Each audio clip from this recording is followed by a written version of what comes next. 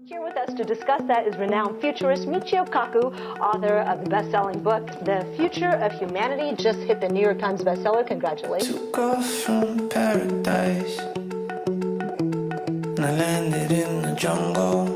What is going to knock our socks off 10, 20 years from today? I lost my body in the summer storm. I'm the co-founder of string field theory, one of the main branches of string theory. And professionally, I work on trying to unify all the laws of physics into a single equation, into a single framework, to complete Einstein's dream of a theory of everything.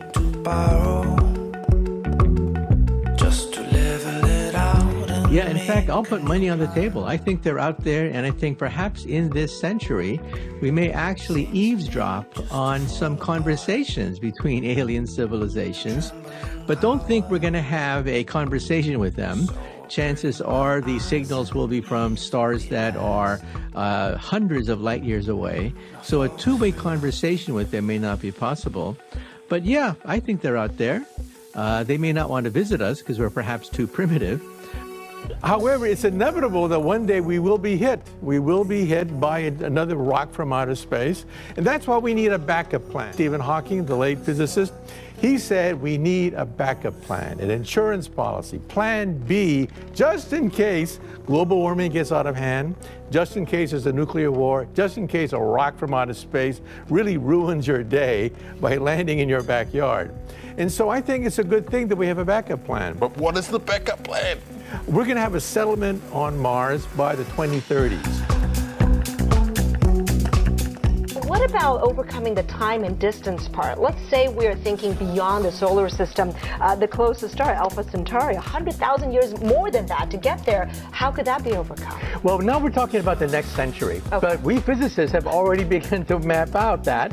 NASA has what is called the 100-year Starship program, where it's looked at fusion rockets and antimatter rockets, technology that we don't have today, but in 100 years' time, there's nothing in the laws of physics preventing us from having these very advanced rockets that can take us to the stars. There are no big breakthroughs other than the question of safety, because we want to make sure that we get our astronauts to the Mars safely.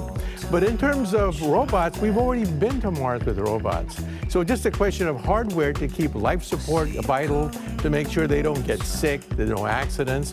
But the basic physics of it have been worked out. It's done. We've been there. I swear it means more now that I'm done.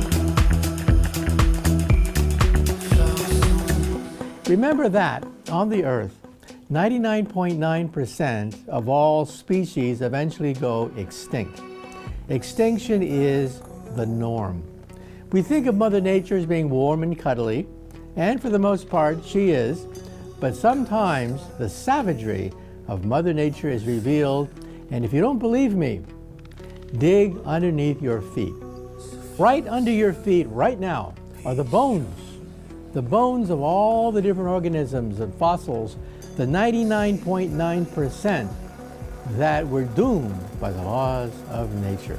And the laws of physics also doomed the entire planet Earth.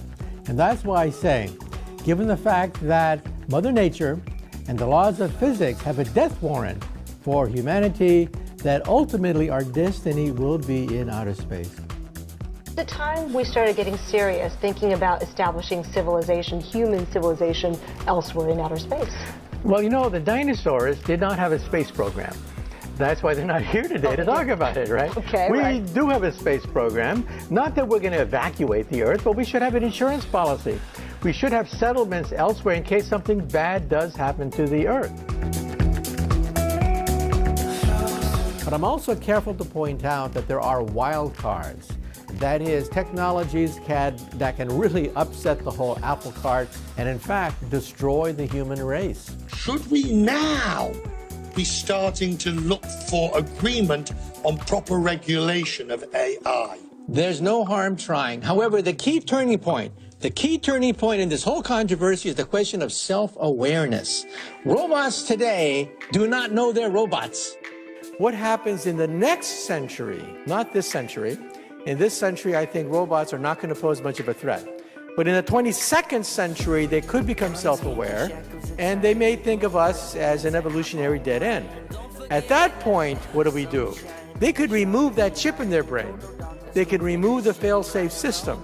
So at that point, 100 years from now, I suggest we merge with them.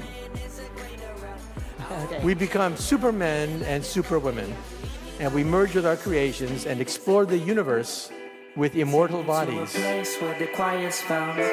Take me to a place where there ain't a sound. I know it exists, only seen a glimpse. Feel your soul drift.